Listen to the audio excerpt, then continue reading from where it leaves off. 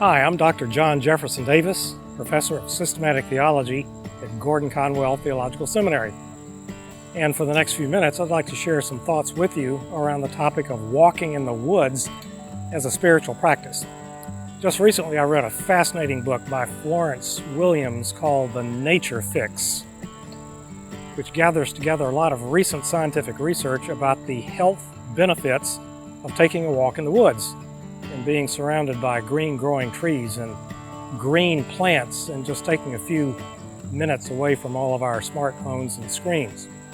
And what the research is showing is that a lot of trees actually exude certain chemicals that not only protect the trees from predators, but when we breathe them, it has positive physiological benefits, such as lowering stress, even strengthening our immune system.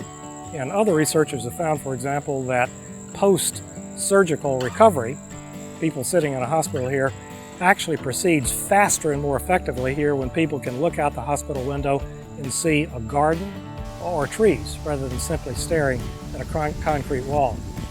Now, as Christians, of course, we shouldn't be surprised that being in the midst of nature is good for us, okay?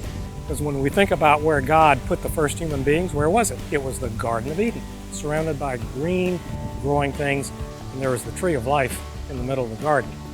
And I think that's very symbolic in that God associated trees with life and a good way of life.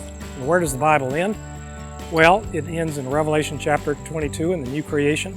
And here you have the trees of life on both sides of the river here bearing fruit. So it's really a beautiful image. So all of that is to say that I simply love taking a walk in the woods or in nature here because it's both physically and spiritually beneficial. So I hope you've enjoyed these last few minutes as I've had.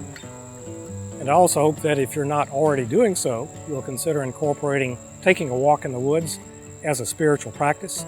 It'll be a blessing for your body, but also a blessing for your soul. Thanks for listening.